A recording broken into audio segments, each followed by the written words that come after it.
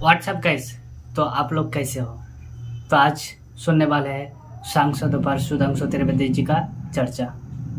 ऐसा क्या कह दिया सुधांशु त्रिवेदी जी ने जो सांसदों पर सभी लोग चुप हो गए थे? चलो इस वीडियो को देखते हैं। चलो स्टार्ट करते हैं। प्लीज बैठे आप। काहे परेशान हो आपको रहे हैं? इजाजत नहीं है। Nothing is going on record please. अरे सुनिए, आप बोले। महोदय, प्रधानमंत्री भी कौन होगा जो पूरे देश का जनादेश लेकर आया होगा और दूसरी बार भी लेकर आया होगा, जो अपने घोषणा पत्र में यह लिख के लाया होगा कि हम राम मंदिर का प्राण प्रतिष्ठा करेंगे, हम निर्माण का मार्ग प्रशस्त करेंगे। यानी 140 करोड़ लोगों के जनादेश के साथ वो तारीख आने वाली थी जिस तारीख का इंतजार था। और महोदय, सिर्फ तारीख कितनी नहीं थी मान्यवर, अगर शास्त्रीय ढंग से प्राण प्रतिष्ठा होनी थी तो 11 दिन का उपवास रख के तपस्या भी करनी थी। तो ऐसा भी प्रधानमंत्री आने वाला था जो संकल्प लेकर 11 दिन की तपस्या करे। और मैं महोदय को मैं तो नहीं पा रहा हूँ। 11 दिन नारियल का पानी पी के हम में से कितने लोग तपस्या कर सकते हैं महोदय? वो जो हर नवरात्र ऐसे रहता हो उसी के तपस्या का वो अभ्यास होगा। और मैं बताना चाहता हूं, स्वामी गोविंद गिरी जी जो कोषाध्यक्ष हैं न्यास के, उन्होंने जब उपवास तोड़वाया तो उन्होंने कहा मैं तार्किक व्यक्ति हूं, मेरे मन में संदेह था। तो जब इनकी माता जी जीवित थी तो मैंने उनसे पूछा था तो उन्होंने कहा 40 वर्षों से अभ्यास है ये उपवास रखने का, इसलिए 11 दिन शासकीय कार्य रखते हुए भी वो उपवास कर पाए। ऐसे व्यक्ति की प्रतीक्षा थी तारीख को। और फिर दक्षिण में जाकर, चाहे नासिक हो और फिर चाहे गुरुवायूर का मंदिर हो अथवा रामेश्वरम में खड़े होकर जब प्रधानमंत्री जी 22 कुओं के जल से स्नान कर रहे थे जो भारत के संपूर्ण क्षेत्र का प्रतिनिधित्व करते हैं, तो ये संदेश था दूर दक्षिण सिरे पर खड़े होकर कि देखिए ये राम है जो घट-घट में व्याप्त है पूरे उत्तर से दक्षिण तक। और उस तपस्या से प्रकट होने के बाद उस प्रधानमंत्री की दरकार थी तारीख को, क्योंकि राम का काज कौन कर सकता है? गोस्वामी जी लिख गए हनुमान चालीसा में, सब पर राम तपस्वी राजा जिनके काज सकल तुम साजा। अगर राम तपस्वी राजा थे तो तपस्वी प्रधानमंत्री भी होना चाहिए था वो करने के लिए। और इस तारीख का इंतजार था, तारीख का ये राज समझने के लिए। हम आपको समझाएंगे भी तो शायद आप नहीं समझ पाएंगे। और इसीलिए मैं कहना चाहता हूं कि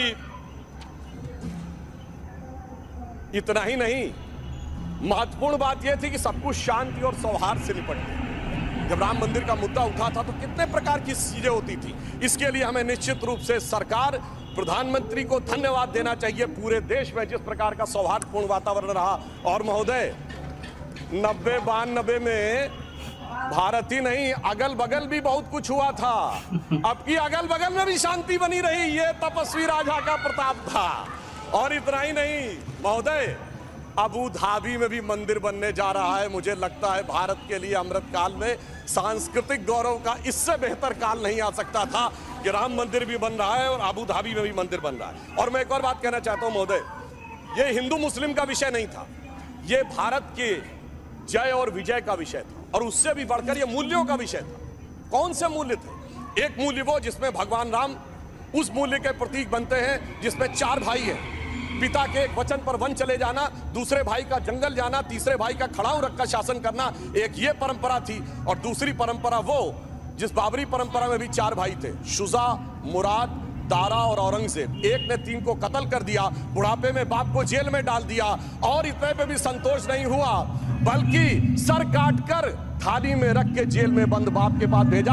आप किसी मत को मानने वाले हो, अपने घर में क्या देखना चाहते हैं, भाई की खड़ाऊ या भाई का सर? इन 2 मूल्यों के अंतर का यह प्रतीक था। इसका हिंदू मुस्लिम से कोई नेता नहीं था। और मैं अपने विरोधियों को बताना चाहता हूं मान्यवर, उर्दू में भी एक रामायण लिखी गई, चकबस्त रामायण, और उसमें इसी मूल्य को अप्रिशिएट किया गया है कि जब भगवान राम राजा दशरथ से अनुमति लेकर जाते हैं तो उर्दू के प्रसिद्ध शायर चकबस्त ने, और वो लखनऊ के रहने वाले थे, उन्होंने लिखा है, रुखसत हुए वो बाप से लेकर खुदा का नाम, रुखसत हुए वो बाप से लेकर खुदा का नाम, और राहे वफा की मंजिलें अव्वल हुई तमाम। यानी उनको तो दिखा कि राहे वफा की कौन सी मंजिलें हैं जो अव्वल हो रही हैं। मगर क्या बताऊं महोदय, एक फैक्ट बताना चाहता हूं, 22-23 दिसंबर 1949 की रात को जब श्री राम लला प्रकट हुए तो सबसे पहले वो रोशनी किसने देखी? वो यूपी गवर्नमेंट का एक सिपाही था जिसका नाम था अब्दुल बरकत। उसने बाकायदा मजिस्ट्रेट के सामने बयान दिया है कि रात में उसको दिव्य रोशनी दिखी और जब दिव्य रोशनी हटी तो वहां पर श्री रामलला विराजमान थे। अब्दुल बरकत को रोशनी 1949 में दिख गई, मगर कुछ सियासत वालों को रोशनी 2024 में नहीं दिख रही है। और मैं आपको बताना चाहता हूं, बाबरी पक्ष के पैरोकार थे इकबाल अंसारी, और ये उदारता देखिए कि सबको बुलाया गया, विरोध करने वालों को बुलाया गया, ट्रस्ट के द्वारा गोली चलाने वालों को बुलाया गया, और इकबाल अंसारी को भी बुलाया गया। और इकबाल अंसारी प्राण प्रतिष्ठा में आ गए। उनका इकबाल तो बुलंद हो गया, मगर इन लोगों का इकबाल जमींदोज हो गया। और मैं ये भी बताना चाहता हूं, उसका एक कारण है। ऑन द लाइटर नोट, इसको कोई पर्सनल ना ले महोदय, ये कहा जाता है कि हमारे यहां राम का तत्व या ईश्वर का तत्व कौन नहीं समझ पाता है? जो कामी, क्रोधी, लोभी, खलकामी हो। और राजनीति पे वो नहीं समझ पाता जो सेकुलर और बामी हो। अब मैं ये बताना चाहता हूं महोदय कि जो लोग कहते हैं भगवान राम ने अपने जीवन में, ये मंदिर किस चीज का प्रतीक है?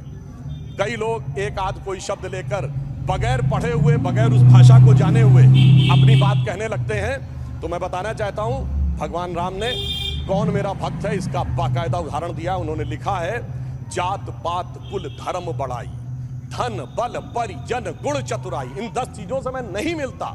मैं कैसे मिलता हूं? भक्ति से मिलता हूं।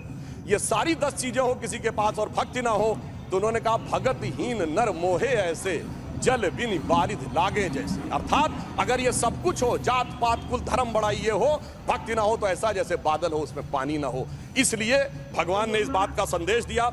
और मैं एक विषय और कहना चाहता हूं, जब राम मंदिर का निर्माण हो रहा था तो कहा जाता था साहब वैज्ञानिक प्रमाण दीजिए। मैं बस एक बिंदु विज्ञान का भी और बताना चाहता हूं। यह विशुद्ध विज्ञान है, क्योंकि अगर आपने रामचरितमानस के शुरुआती श्लोक पढ़े हो तो उसमें बहुत साफ लिखा, सीताराम गुणगाम पुण्य अरण्य विहारिणो वंदे विशुद्ध विज्ञानो कबीश्वरो कपीश्वरो। अर्थात विशुद्ध विज्ञान महर्षि वाल्मीकि ने लिखा। और विज्ञान क्या है? पूछा गया था कि भगवान हुए कब, ये तो बताइए, यहां हुए कि नहीं ये बताइए। अब आप ये बताइए कि आज हम समय कहते हैं, उनका एग्जैक्ट टाइम लिखा है। जैसे आज हम टाइम कह रहे हैं, दिल्ली में कुछ और है, लंदन में कुछ और है, तो एक जीएमटी ग्रीनिच मीन टाइम बताया गया। पर अगर आपसे पूछा जाए टाइम का एब्सोल्यूट मेजरिंग पैरामीटर क्या है, which is equally applicable on earth, moon, solar system and any point in the space, it is only the relative positions of planet. और भगवान राम का वो exact relative positions of planet, जो Einstein का 4th dimension कहा जा सकता है, वो लिखा है कि मेष राशि में सूर्य था, मकर राशि में मंगल था, तुला राशि में शनि था, मीन राशि में शुक्र था। और जब नासा ने अपने प्लेनेटोरियम गोल्ड सॉफ्टवेयर में डाला तो 5114 बीसी की डेट निकल आई।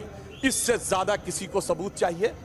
विज्ञान का वो सबूत मिला। और इतना ही नहीं, मैं बताना चाहता हूं, जिन लोगों ने अगर पढ़ी हो तो भगवान राम के जन्म के समय लिखा है कि चैत्र मास के समय शरद ऋतु थी।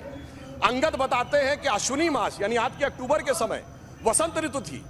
और इतना ही नहीं, कहा गया जब किष्किंधा से भगवान निकलते हैं तो धूमकेतु टकराया था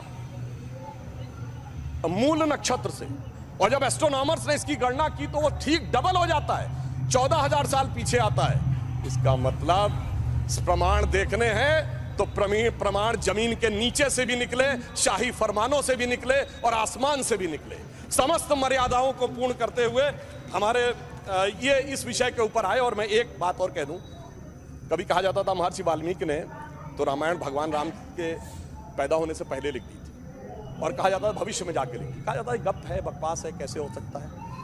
महाभारत कहा जाता है वेद व्यास ने भूतकाल में जाके लिखी, वैशंपायन के समय। अरे ऐसा कैसे हो सकता है? मैं पूछना चाहता हूं, 1916 में आइंस्टीन की थ्योरी ऑफ रिलेटिविटी देने के बाद अब time travel forward, time travel backward बकवास है क्या? अगर किसी ने साइंस नहीं पढ़ी है तो उसे समझना चाहिए। मगर मैं ये नहीं कहना चाहता हूं इसको कह के, मैं कहना चाहता हूं हमारे ऋषि त्रिकालदर्शी थे, और ये टाइम ट्रेवल तो बहुत छोटी बात थी जो अब धीरे धीरे लोगों को समझ में आ रही है। और मैं एक विषय और कहना चाहता हूं, हम सब ने भगवान राम के मंदिर तो देखा, वहां पर दूसरा सबसे बड़ा मंदिर कौन सा? हनुमानगढ़ी का। आपने हनुमान जी के सैकड़ों हजारों मंदिर देखे होंगे इस देश में, लवकुश का मंदिर देखा है कभी? नहीं। हमारे यहाँ पुत्र का महत्व नहीं है, शिष्य का महत्व है, भक्त का महत्व है। हमारे यहाँ बायोलॉजिकल सक्सेशन का महत्व नहीं है, स्पिरिचुअल सक्सेशन का महत्व है। इसीलिए द्रोणाचार्य के बेटे का स्थान ऊंचा नहीं है, शिष्य का स्थान ऊंचा है। इसीलिए हम हर जगह गुरु शिष्य परंपरा की बात करते हैं, पिता पुत्र परंपरा नहीं होती। भगवान राम का चरित्र इस बात का उदाहरण देता है कि हर जगह आपको हनुमान जी के मंदिर मिलेंगे, वो भी राम से ज्यादा मिलेंगे। और मैं अंत में ये कहना चाहता हूं महोदय एक बार एक डिबेट में वो कहने लगे कि भाई you are talking about the Ram temple, how does Ram temple fits in the 21st century emerging India aspires to become a technologically advanced and become the economic superpower with the youngest population, where does Ram Mandir fits in that? मैंने कहा सुनिए महोदय, हम 21वीं सदी में भारत को सिर्फ इकोनॉमिक, इंटेलेक्चुअल या मिलिट्री सुपर पावर नहीं बनाना चाहते, हम वर्ल्ड लीडर बनाना चाहते हैं। और जब वर्ल्ड लीडर बनाना चाहते हैं तो it should symbolise the certain set of values which will inspire the world. और अगर सारे श्रेष्ठतम मानवीय मूल्यों का प्रतीक कोई एक होगा तो वो भगवान राम का मंदिर होगा, जो विश्व के सबसे श्रेष्ठतम मानवीय मूल्यों का प्रतीक होगा। कैसे? मैं आधुनिक जियोपॉलिटिक्स से बताना चाहता हूं। आज कोई एक देश किसी पर अटैक कर रहा है, रशिया यूक्रेन की लड़ाई चल रही है, चाइना का ताइवान के साथ प्रॉब्लम चल रहा है, इराक और उसका चला। क्या है डिप्लोमेसी में? नंबर 1 एनेक्सेशन, दूसरे देश को मिला लो। दूसरा है सब्जुगेशन, वहां अपना डिप्यूटी अपॉइंट कर दो। और तीसरा है डोमिनेशन, उसके साथ संधि साइन कर लो। भगवान राम ने क्या लंका को जीतने के बाद एनेक्सेशन किया? नहीं। क्या वहां पर कोई अपना डिप्यूटी बैठाया यानी सब्जुगेशन किया? नहीं।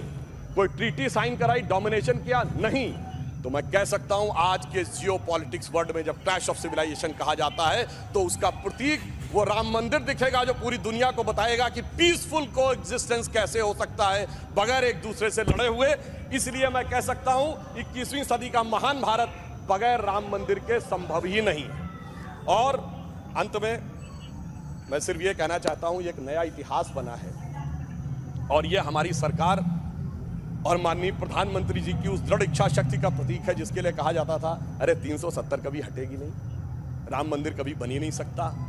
मगर ये वो लोग कहते हैं जो फूलों के हार पहनते हैं। हमारे प्रधानमंत्री जी अंगारों के हार पहनते हैं और जो अंगारों के हार पहनते हैं वो इतिहास को बदलने में निश्चित रूप से सफल होते हैं। इसलिए मैं अंत में ये कहना चाहता हूं, अपनी सरकार को बधाई देते हुए, श्री राम जन्मभूमि न्यास ट्रस्ट, हमने बहुत साफ कहा था हम मंदिर नहीं बनवा रहे, मंदिर न्यास बनवा रहा, हम सिर्फ मार्ग प्रशस्त कर रहे हैं। दूसरों ने कहा था कि हम वो बनवा रहे हैं, तो हम सिर्फ उनके लिए कहना चाहते हैं प्रधानमंत्री जी की तरफ से कि अंगार हार उनका जिनकी सुन हाँक समय रुक जाता है, अंगार हार उनका जिनकी सुन हाँक समय रुक जाता है, आदेश इधर कर देते हैं इतिहास उधर मुड़ जाता है। धन्यवाद। जी न्यूज़।